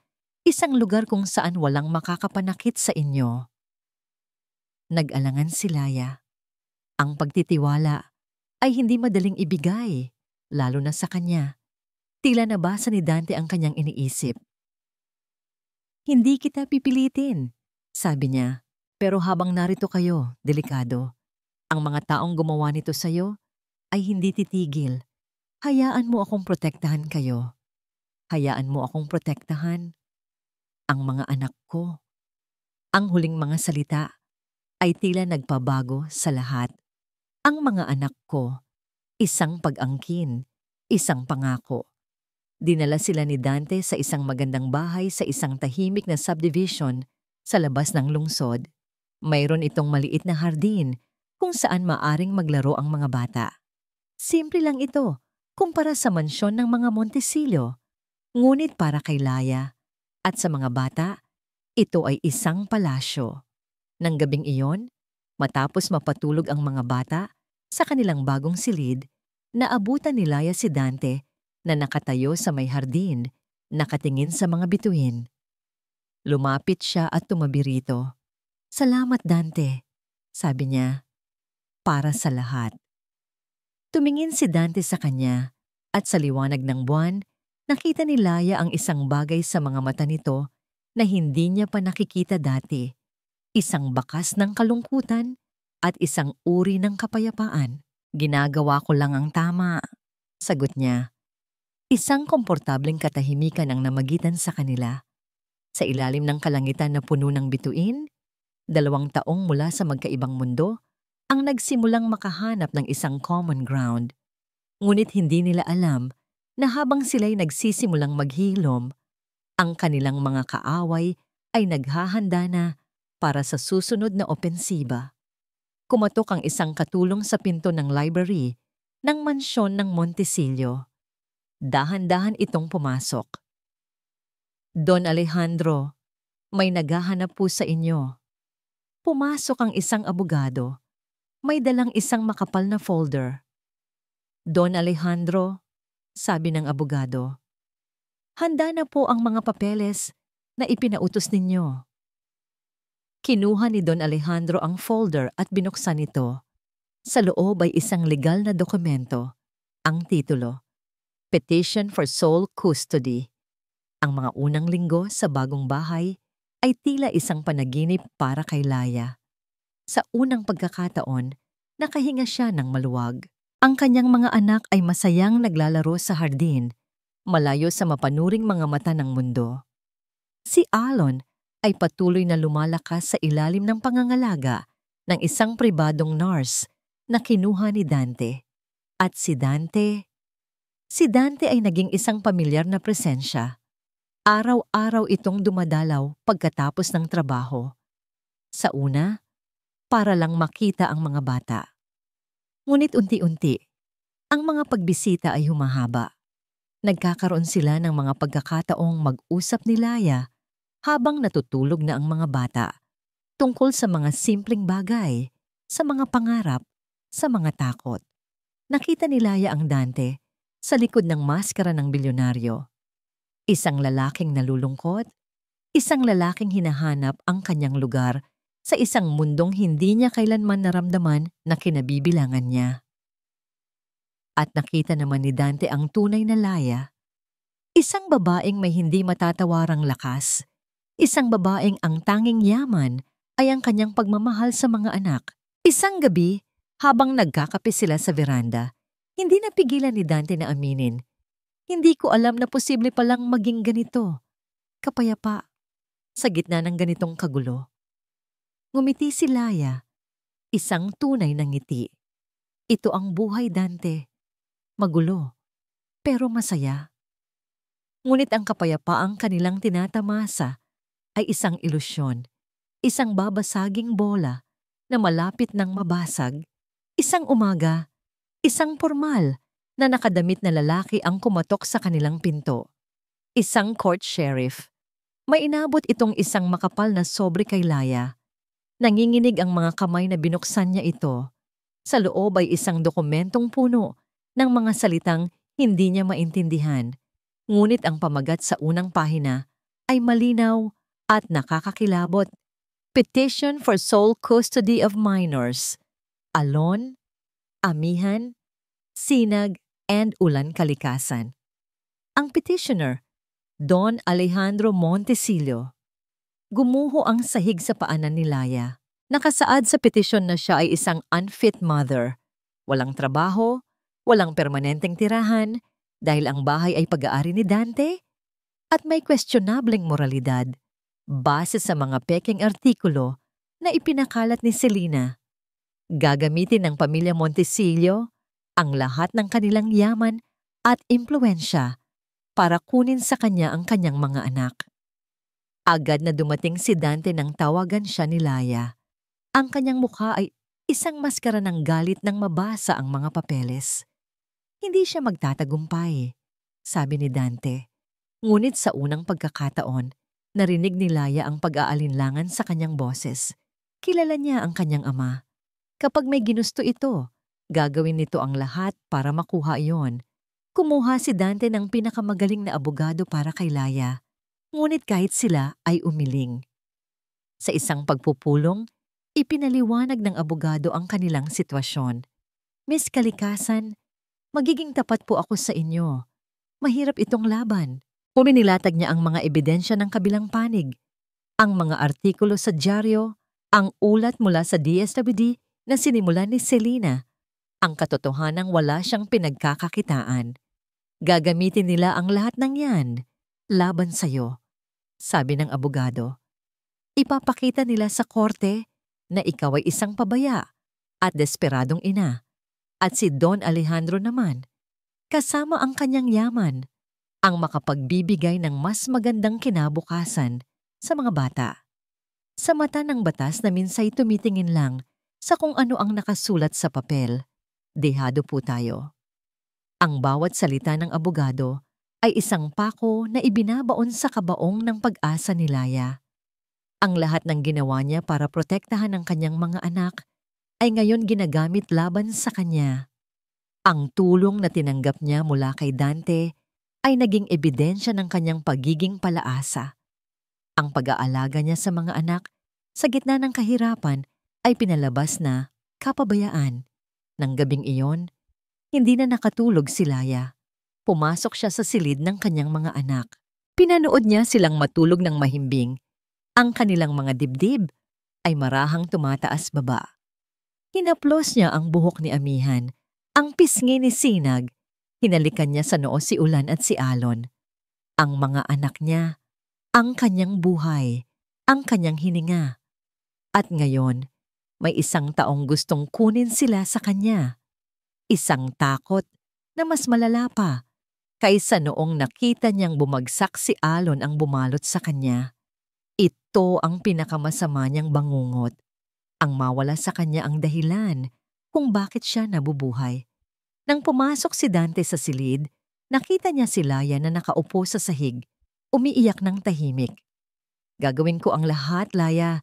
Lalabanan natin sila," sabi ni Dante, lumuhod sa tabi niya. Ngunit ang pag-asa ni Laya ay tuluyan nang nawala. Umiling siya. Ang muka ay basang-basa ng luha. Tumingin siya kay Dante, hindi nang may pasasalamat, kundi nang may sakit at hinanakit. "Wag, Dante. Tama na," sabi niya. Ang boses ay basag. "Tingnan mo kung anong nangyari. Mula nang bumalik ka sa buhay namin, hindi na kami natahimik." Natigilan si Dante. Ang ama mo, ang fiancé mo, ang media, ang gulo, ang lahat ng ito, nagsimula lang ito dahil sa'yo. Tumingin siya ng diretso sa mga mata nito. "Kung hindi lang kita nakilala, kung hindi lang kita nakaharap sa ospital na yon, marahil mahirap pa rin kami. Pero payapa sana ang buhay namin. Magkakasama pa rin sana kami nang walang takot." Ang bawat salita ay isang saksak sa puso ni Dante. Dahil alam niyang sa isang paraan, totoo ang mga ito. "Kasalanan mo to, Dante." Humagulgol si Laya. Itinutulak ang mga kamay ni Dante na sumubok na hawakan siya. "Lahat ng ito ay kasalanan mo. Sana hindi ka na lang bumalik. Sana hindi ka na lang nagpakita. Lubayan mo na kami." Ang sakit sa mga salita ni Laya ay higit pa sa anumang sampal na natanggap ni Dante mula sa kanyang ama. Tumayo siya. Ang kanyang puso ay tila pinipiga. Walang salitang makakapagpaliwanag, walang salitang makakapag-alis ng sakit na nararamdaman nito. Tumalikod siya at naglakad palabas ng silid. Iniwan si Laya sa kanyang pagdadalamhati. Habang naglalakad siya sa madilim na pasilyo, ang mga salita ni Laya ay umulit-ulit sa kanyang isipan. "Kasalanan mo to." Huminto siya. Napakuyom ang kanyang mga kamao. Ang sakit ay dahan-dahang napalitan ng isang bagay na mas matigas, mas malamig. Isang pamilyar na determinasyon. Tama si Laya. Kasalanan niya ito. Ang lahat ng ito ay nagsimula dahil sa isang gabing hindi niya maalala. Isang gabing ninakaw sa kanya. Ang gulo ay hindi titigil hanggat hindi niya ito tinatapos sa pinagmulan. Kinuha niya ang kanyang telepono, hindi na para sa kanyang abogado, kundi para sa kanyang investigador. "Leo," sabi ni Dante, ang kanyang boses ay kalmado, sa isang paraang nakakatakot. "Kailangan kong malaman ang lahat. Hindi na ako kontento sa audio recording. Hanapin mo sa akin ang babaeng waitress na yon. Hanapin mo siya. Wala akong pakialam kung magkano ang kailangan mong gastusin o kung sino ang kailangan mong kausapin. Hanapin mo ang huling piraso ng katotohanan. Ngayon din. Ang araw ng pagdinig ay dumating na may kasamang madilim na kalangitan, tila nakikiramay sa bigat na nararamdaman ni Laya. Ang loob ng korte ay malamig at pormal. Sa isang panig ay si Laya, kasama ang kanyang abogado. Ang tanging yaman niya ay ang katotohanan. Sa kabilang panig ay si Don Alejandro Montecillo, napapaligiran ng isang hukbo ng pinakamagagaling at pinakamahal na abogado sa bansa. Nakaupo sa unang hilera si Selena Vanguardia. Ang kanyang mukha ay isang perpektong maskara ng suporta para sa pamilya Montecillo. Ang kanyang presensya ay isang tahimik na insulto kay Laya. Wala si Dante. Ang kanyang pagkawala ay isang karagdagang kirot sa puso ni Laya, isang kumpirmasyon na sa huli, pinili nito ang sariling pamilya. Laya's POV. Nagsimula ang paglilitis. Ang abogado ni Don Alejandro, isang matandang lalaki na may matalas na mga mata, ay walang sinayang na oras. Isa-isa niyang inilatag ang mga ebidensya laban kay Laya. Ang mga artikulo sa tabloid, ang ulat ng DSWD, ang kawalan niya ng trabaho at permanenteng tirahan. Your Honor, sabi ng abogado, ang boses ay umalingaw-ngaw sa silid. Hindi po namin kino-question ang pagmamahal ni Miss Kalikasan sa kanyang mga anak. Ang aming punto ay simple. Ang pagmamahal ay hindi sapat. Ang mga bata ay nangangailangan ng estabilidad, ng seguridad, ng isang kinabukasang hindi kayang ibigay ng kanilang ina. Pagkatapos, isinalang si Laya sa witness stand. Ang bawat tanong ay tila isang patibong, idinisenyo para palabasin siyang walang kakayahan at iresponsable. Miss Kalikasan, totoo po ba na wala kayong permanenteng trabaho sa kasalukuyan? Totoo po, pero totoo po ba na ang bahay na tinitirhan ninyo ngayon ay pag-aari ng aking kliyente o ng anak niya? Opo, pero at totoo po ba na may ulat mula sa DSWD na nagsasabing nadatnan ng inyong mga anak sa isang delikadong sitwasyon sa ilalim ng inyong pangangalaga? Isa po yung setup, naiiyak na sabi ni Laya. Objection, Your Honor. Hearsay. Sustained. Pakiramdam ni Laya ay unti-unti siyang ginigisa. Ang kanyang mga paliwanag ay pinuputol. Ang kanyang katotohanan ay binabaluktot. Tumingin siya sa hukom, isang babaeng may seryosong mukha, ngunit wala siya nang mabasa ritong simpatya. Tumingin siya kay Don Alejandro, na nakatingin sa kanya nang may pagtatagumpay. Sa bawat segundo, nararamdaman niyang natatalo na siya. Nararamdaman niyang unti-unti nang kinukuha sa kanya ang kanyang mga anak. Nang matapos ang cross-examination, halos hindi na siya makatayo. Bumalik siya sa kanyang upuan na parang isang basahan, talunan at wasak. Ito na siguro ang katapusan. Ang susunod na testigo, anunsyo ng clerk of court, ay si Mr. Dante Montecillo. Nagulat ang lahat. Bumukas ang pinto sa likuran ng korte at pumasok si Dante. Ang kanyang mukha ay kalmado, ngunit ang kanyang mga mata ay may apoy. Naglakad siya papunta sa witness stand. Ang bawat hakbang ay may bigat. Nagulat si Selena. Napakunot ang noo ni Don Alejandro. Hindi nila ito inaasahan. Dante's POV. Umupo si Dante sa witness stand at itinaas ang kanyang kanang kamay para manumpa. Tumingin siya sa korte, sa kanyang ama, sa nagtatakang si Selena, at sa wakas, kay Laya. Nakita niya ang pagkatalo sa mga mata nito, at iyon ang nagpatibay sa kanyang determinasyon. Ang abogado ng kanyang ama, ang unang nagtanong, iniisip na kakampi nila si Dante. Mr. Montecillo, bilang ama ng mga bata, ano ang masasabi ninyo sa kakayahan ni Miss Kalikasan bilang isang ina? Huminga ng malalim si Dante. ito na. Si Miss Laya kalikasan, simula niya, ang kanyang boses ay malinaw at matatag, ay ang pinakamatapang at pinakamapagmahal na inang nakilala ko. Pinalaki niya ang 4 na bata ng mag-isa sa gitna ng kahirapan, ng may dignidad at pagmamahal na hindi kayang tumbasan ng anumang pera. Natigilan ng abogado, natigilan ang buong korte. Your Honor, pagpapatuloy ni Dante, bumaling sa hukom. Ang pagdinig na ito ay hindi tungkol sa kakayahan ni Laya bilang ina. Ang pagdinig na ito ay batay sa mga kasinungalingan. Mga kasinungalingan na may isang tao lamang na nasa likod. Tumingin siya ng diretso kay Selena Vanguardia, na ngayon ay namumutla na. Objection, Your Honor. Walang basihan ang akusasyon. Sigaw ng abogado ni Don Alejandro. Mayroon po akong basihan, sagot ni Dante.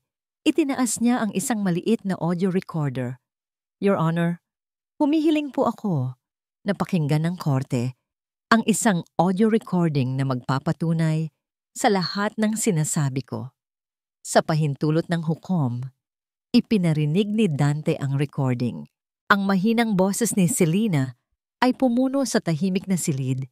Ikinukwento ang kanyang plano na lasingin si Dante at gamitin ang isang waitress para pagtakpan ito. Isang malakas na bulungan ang pumuno sa korte. Si Selena ay napatayo, ang muka ay puno ng hindi makapaniwalang takot. Hindi totoo yan. Gawa-gawa lang yan. Hindi lang yan ang ebidensya ko, sabi ni Dante. Tumingin siya sa pinto sa likuran. May isa pa akong testigo. Bumukas ang pinto at pumasok ang isang babaeng nanginginig, ang babaeng waitress na matagal nang nawawala. Ang babaeng natagpuan ng investigador ni Dante sa isang malayong probinsya. Siya po si Maria Reyes, sabi ni Dante. Ang waitress na inutusan ni Miss Vanguardia na ihatid ang huling inumin sa akin. Hayaan nating ikwento niya sa korte ang buong katotohanan. Sinimulang ikwento ng babae ang lahat. Ang utos ni Selena, ang takot niya, ang pagpapatalsik sa kanya sa trabaho, at ang perang ibinayad sa kanya para manahimik. Habang nagsasalita ang testigo, ang maskara ni Selena ay unti-unting nababakbak. Inilalabas ang halimaw sa ilalim nito. Hindi na niya kaya. Ang lahat ng kanyang kasinungalingan ay bumabalik para sawayin siya. Tama na, sigaw ni Selena. Ang boses ay halos hysterikal. Napatayo siya, nanginginig. Ang mga mata ay nanlilisik. Ang hukom ay malakas na ipinukpok ang kanyang gavel. Order in the court! Miss Vanguardia, umupo ka! Ngunit hindi na nakikinig si Selena. Tumingin siya kay Dante. Pagkatapos ay kay Laya, ang kanyang muka ay isang pinaghalong galit at pagkatalo. Ang kanyang perpektong mundo ay gumuho sa isang iglap. Miss Vanguardia? Tanong ng hukom. Ang boses ay seryoso at malamig. Mayroon ka bang gustong sabihin tungkol sa mga akusasyong ito? Nakatayo si Selena sa gitna ng korte, ang sentro ng atensyon ng lahat. Ang kanyang paghinga ay mabilis at mababaw. Ang kanyang mga kamay ay nakakuyom. Tila sasabog siya anumang oras. Sa halip na umupo, isang tawang walang saya, isang tawang puno ng pait at kabaliwan ang kumawala mula sa mga labi ni Selena. Tumingin siya sa paligid, sa mga matang mapanghusga, sa mga mukhang nagulat. Ang kanyang perpektong postura ay nawala, napalitan ng isang babaeng nasa bingit ng pagkasira. Oo! Sigaw niya. Ang kanyang boses ay matinis at basag. Oo, ginawa ko. Ginawa ko ang lahat ng yon. Isang kolektibong paghinga ng pagkagulat ang narinig sa buong silid. Maging si Don Alejandro ay napatingin sa kanya, hindi makapaniwala. Dapat lang sa kanya yan. Patuloy ni Selena, itinuturo si Laya na tila ito ang may kasalanan ng lahat. Isang hamak na waitress, isang basahan. Paano niya nakuha ang atensyon mo, Dante? Paano? Humarap siya kay Dante. Ang kanyang mga mata ay nag-aapoy sa galit at nasasaktang pride. Akin ka dapat, Dante. Akin lang. Pinlano ko ang lahat. Ang kasal natin. Ang buhay natin. Perpekto na sana ang lahat kung hindi lang sumulpot ang babaeng ito at ang kanyang mga pese. Miss Vanguardia! Babala ng hukom, ngunit wala nang makakapigil kay Selena. Binayaran ko ang media, oo. Ako ang nag-utos sa DSWD. Ginawa ko ang lahat para ipakita sa'yo na isa siyang pagkakamali. Pero naging bulag ka. Pinili mo siya. Pinili mo ang isang pagkakamali kaysa sa akin. Ang kanyang pag-amin ay isang agos ng lason na bumuhos sa loob ng korte. Sa bawat salita, mas lalo siyang nagiging kaawa-awa sa mata ng lahat. Nang sa wakas ay mapagod siya, 2 court officer ang lumapit at marahang inalalayan siya palabas. Hindi na siya pumalag. Ang apoy sa kanyang mga mata ay namatay. Napalitan ng isang blangkong pagtanggap sa kanyang pagkatalo. Nang makalabas si Selena, isang mabigat na katahimikan ang bumalot sa korte. Ang hukom, matapos ang ilang sandali, ay ipinukpok ang kanyang gavel. Ang tunog ay tila hudyat ng isang bagong simula. Dahil sa mga bagong ebidensya at sa pag-amin mismo ni Miss Vanguardia, anunsyo ng hukom, ang kanyang boses ay malinaw at may awtoridad. Ang lahat ng ebidensyang iprinisinta laban kay Miss Laya Kalikasan ay idinedeklarang walang bisa dahil ang mga ito ay bunga ng panloloko at paninira. Tumingin ang hukom kay Don Alejandro na ngayon ay tila tumanda ng 10 taon. Ang petisyon para sa sole custody ay ibinabasura at sa wakas, tumingin siya kay Laya. Sa unang pagkakataon, nakita ni Laya ang isang bagay na malambot sa mga mata ng hukom, isang paghanga. Miss Kalikasan, sabi ng hukom, ang korte ay humahanga sa iyong katatagan. Ang nag-iisang kustodya ng iyong 4 na anak ay mananatili sa iyo. Pagkatapos ay bumaling siya kay Dante. At ang karapatan ni Mr. Dante Montesillo bilang kanilang ama ay kinikilala ng korteng ito. Pukpok. Tapos na ang kaso. Isang malaking hininga ng ginhawa ang pinakawalan ni Laya. Isang hininga na tila nagmula pa sa kaibuturan ng kanyang kaluluwa. Ang bigat na ilang buwan niyang pinasan ay biglang nawala. Napahawak siya sa mesa para suportahan ang sarili. Ang kanyang mga tuhod ay nanginginig sa sobrang emosyon. Tapos na. Ligtas na ang kanyang mga anak. Nagsimulang maglabasan ng mga tao. Naiwan sa loob sina Laya, ang kanyang abogado, si Dante at si Don Alejandro na tahimik na nakaupo. Tila hindi matanggap ang nangyari. Dahan-dahang lumapit si Dante kay Laya. Ang lahat ng tao sa paligid nila ay tila naglaho. Ang tanging nakikita ni Laya ay ang mga mata ni Dante. Mga matang puno ng mga emosyong hindi pa niya nakikita dati. Pagsisisi, pag-aalala, at isang bagay na mas malalim pa. Laya, mahina niyang sabi. Hindi sumagot si Laya. Sa halip, ang mga luhang kanina pa niya pinipigilan, mga luha hindi ng kalungkutan, kundi ng labis na pasasalamat at ginhawa, ay nagsimulang bumagsak sa harap ng lahat, sa gitna ng korte, kung saan halos mawala sa kanya ang lahat. Ginawa ni Dante ang isang bagay na mas nakakagulat pa kaysa sa kanyang mga revelasyon kanina. Dahan-dahan siyang lumuhod sa isang tuhod sa harapan ni Laya. Napasinghap si Laya. Maging ang kanyang abogado ay natigilan. Hindi siya naglabas ng singsing.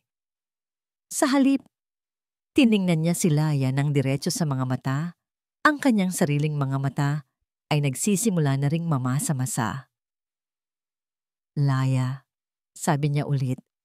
Ang kanyang boses ay puno ng sinseridad. Alam kong wala akong karapatang humingi ng kahit ano sa'yo. Alam kong kasalanan ko ang lahat ng pinagdaanan mo.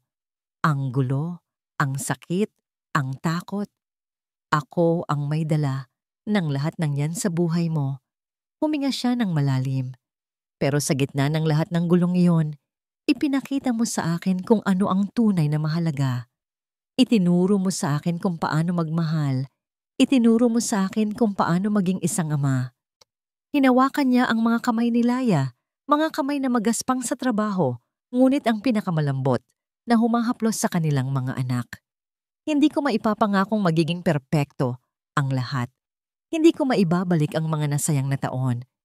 Pero ipinapangako ko sa iyo, sa harap ng batas at ng Diyos, na gagawin ko ang lahat para bumawi. Ibubuhos ko ang bawat araw ng buhay ko para patunayan na karapat-dapat ako sa iyo at sa mga anak natin. Ipinapangako kong bubuo tayo ng isang pamilya, isang tunay na pamilya na binuo sa pagmamahal at pagtitiwala. Ang mga luha ni Laya ay tuloy-tuloy na sa pag-agos, ngunit ngayon may kasama na itong nangiti. Laya kalikasan, sabi ni Dante. Ang kanyang boses ay nanginginig na sa emosyon. Will you marry me? Hindi niya kailangang sumagot. Sa gitna ng kanyang mga luha at ngiti, dahan-dahan siyang tumango. Isang tango na sumisimbolo sa pagpapatawad, sa pagtanggap, at sa isang bagong simula. Tumayo si Dante at sa unang pagkakataon, niyakap niya si Laya sa harap ng lahat. Isang yakap na puno ng pangako. Isang yakap na nagsasabing tayo na sa wakas. Mula sa kinauupuan, tahimik na tumayo si Don Alejandro. Tiningnan niya ang kanyang anak at si Laya. Walang galit sa kanyang mga mata. Tanging isang malalim na pagod at marahil isang bakas ng pagsisisi. Tahimik siyang tumalikod at naglakad palabas, iniwan ang dalawa sa kanilang sariling mundo. Pagkalabas ng korte, naghihintay ang mga bata sa isang hiwalay na silid. Nang makita sila, tumakbo sila palapit. Nanay! Niyakap sila ni Laya ng mahigpit, mas mahigpit kaysa dati. Okay na mga anak, bulong niya. Okay na ang lahat. Tumayo si Dante sa likod nila. Pinagmamasdan ng pamilyang muntik nang mawala sa kanya. Lumuhod siya para maging kapantay ng mga bata. Sa unang pagkakataon, ngumiti siya sa kanila. Isang ngiting hindi pilit. Isang ngiting nagmumula sa puso. Tara na, sabi niya. Uwi na tayo sa ating tahanan. Lumipas ang 6 na buwan. Ang ingay ng korte at ang eskandalo sa media ay tila mga alaalang mula sa isang malayong panaginip. Ang pamilyang minsan ay binuo. Sa isang aksidente ay ngayon, unti-unti nang binubuo sa pagmamahal at pagpili. Pinili nilang manirahan sa isang bagong bahay na malapit sa dagat. Isang lugar na nagpapaalala kay Laya sa kapayapaan ng Baryo Amihan, ngunit may sapat na espasyo para sa isang lumalaking pamilya. Hindi ito kasing laki ng mansyon ng mga Montesillo, ngunit para sa kanila, ito ang pinakamarangyang tahanan sa buong mundo. Si Alon ay malusog na. Ang dati maputlang bata ay ngayon isa ng masiglang batang lalaki na paboritong kalaro ang tatay niya sa pagpapalipad ng saranggola sa dalampasigan. Sina Amihan, Sinag at Ulan ay nag-aaral na sa isang magandang eskwelahan. Si Amihan ay laging nangunguna sa klase, si Sinag ay sumali sa glee club, at si Ulan, ang dating tahimik na bata, ay natuklasan ang kanyang talento sa pagguhit. Ang bawat umaga ay hindi na isang magulong sayaw para kay Laya. Isa na itong perpektong orkestra. Si Dante, na dating hindi marunong magtimpla ng sarili niyang kape, ay ngayon ang tagaluto na ng almusal. Madalas sunog ang itlog, pero ang bawat kagat ay puno ng tawanan. Siya na rin ang tagahatid sa mga bata sa eskwela. Isang ritual na hinding-hindi niya pinapalampas. Natuto si Dante na maging tatay. Natuto siyang maging asawa. Natuto siyang maging masaya. Ang dating blangkong mga mata ay ngayon, palaging may kislap, lalo na kapag tinitingnan niya si Laya. Isang Sabado ng hapon, habang naghahanda sila para sa isang munting salu-salo sa kanilang hardin, isang itim at eleganteng sasakyan ang huminto sa tapat ng kanilang gate. Bumaba mula rito ang isang pamilyar na figura, si Don Alejandro Montesillo. Natigilan sina Laya at Dante. Mula noong araw sa korte, hindi na nila ito nakita o nakausap. Naglakad ang matanda papasok ng gate, hindi na kasing tikas ng dati. May dala itong 4 na malalaking kahon ng regalo. Sa kanyang mga mata, wala na ang dating pagmamataas. Napalitan ito ng isang malalim na kalungkutan at pagsisisi. Huminto siya sa harap nila. "Laya," sabi niya. Ang boses ay bahagyang garalgal. "Dante." "Ama," sabi ni Dante. Lumapit para alalayan ito. Ngunit umiling si Don Alejandro. Tumingin siya ng diretso kay Laya. "Yeya," sabi niya. "Wala akong ibang sasabihin, kundi patawad. Patawarin mo sana ang isang matandang naging bulag sa pride." Nakita ni Laya ang sinseridad sa mga mata nito. Ang galit at takot na dati niyang naramdaman para sa matanda ay matagal nang nawala, napalitan ng pag-unawa. "Matagal na po kayong napatawad, Don Alejandro," sagot ni Laya. Isang maliit na ngiti ang sumilay sa kanyang mga labi. Sakto namang lumabas ang 4 na bata. Tumatakbo mula sa loob ng bahay. Napahinto sila nang makita ang kanilang lolo. Lumuhod si Don Alejandro, kahit na halatang nahihirapan siya. Binuksan niya ang kanyang mga braso. "Mga apo ko," sabi niya. Ang mga luha ay nagsimula ng mamuo sa gilid ng kanyang mga mata. "Pwede ko ba kayong mayakap?" Nagkatinginan ang mga bata. Pagkatapos ay tumingin sa kanilang nanay at tatay. Tumango si Laya. Isa-isang lumapit ang mga bata. Si Sinag ang nauna na walang takot na yumakap sa kanyang leeg. Sumunod si Amihan, si Ulan at sa huli si Alon. Sa unang pagkakataon, niyakap ni Don Alejandro ang kanyang mga apo. At sa init ng kanilang mga munting katawan, naramdaman niya ang isang yaman na hindi kayang bilhin ng lahat ng pera sa mundo. Naramdaman niya ang tunay na kahulugan ng pamilya. Nang maggagabi na, pagkatapos ng masayang salo-salo, nagpaalam na si Don Alejandro. Bago siya sumakay sa kotse, tinawag niya si Dante. "Alagaan mo sila, anak," sabi niya. "Iyan ang pinakamahalaga mong legacy." "Opo, Ama," sagot ni Dante. Habang papalubog ang araw, naglalakad sina Dante at Laya sa dalampasigan, magkahawak kamay. Pinanood nila ang 4 nilang anak na masayang naghahabulan sa tabi ng tubig. Ang kanilang mga anino ay humahaba sa ginintuang buhangin. Ang kanilang mga tawa ay isinasay, yaw ng hangin. Sino ang mag-aakala? Bulong ni Laya. Isinandal ang kanyang ulo sa balikat ni Dante. Na mula sa isang gabing puno ng pagkakamali, ay mabubuo ang isang bagay na ganito katama. Hinigpitan ni Dante ang hawak sa kanyang kamay. Tumingin siya sa babaeng nagbago ng kanyang buhay, sa mga anak na nagbigay ng kahulugan dito. "Hindi yon pagkakamali, mahal ko," sagot niya.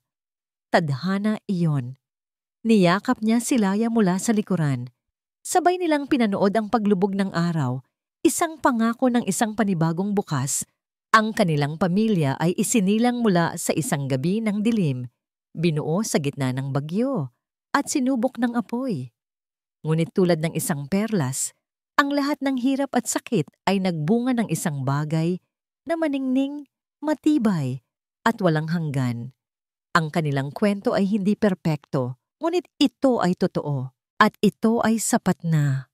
Sound of gentle waves and happy children's laughter fades in, then soft, hopeful music begins to play. At dito po nagtatapos ang ating kwento. Isang salaysay na nagpapatunay na ang tunay na pamilya ay hindi laging nagsisimula sa perpektong paraan. Minsan, ito ay nabubuo mula sa mga durog na piraso, pinagdidikit ng pagpapatawad at pinatitibay ng pag-ibig na hindi sumusuko. Ang aral ng kwento natin ngayon ay simple lang. Ang pinakamalaking pagsubok sa buhay ay maaaring maging daan patungo sa pinakamalaking biyaya. At ang pagmamahal ng isang ina, kasama ang pagsisisi at pagbabago ng isang ama, ay sapat na para buuin muli ang anumang nasira. Maraming salamat po sa inyong muling pagsama sa akin sa paglalakbay na ito. Sana po ay nabusog ko ang inyong mga puso at nag-iwan ng isang nanangiti sa inyong mga labi. Kung meron po kayong mga komento o suhestiyon o kung anong uri ng kwento ang gusto ninyong marinig sa susunod, huwag po kayong mag-atubiling i-comment sa ibaba. Ang inyong boses ay mahalaga po sa amin. Hindi dito nagtatapos ang ating paglalakbay. Marami pa pong kwentong kasing ganda at mas puno ng aral dito sa aming channel. Kung nagustuhan nyo ang kwentong ito, i-like, i-share sa pamilya at mga kaibigan, at mag-subscribe na rin para lagi kayong updated sa mga susunod pa naming kwento. I-click nyo ang notification bell para kayo ang unang makarinig kapag may bago kaming upload. Pagpalain po kayo ng Panginoon, kayo at ang inyong buong pamilya. Hanggang sa muli.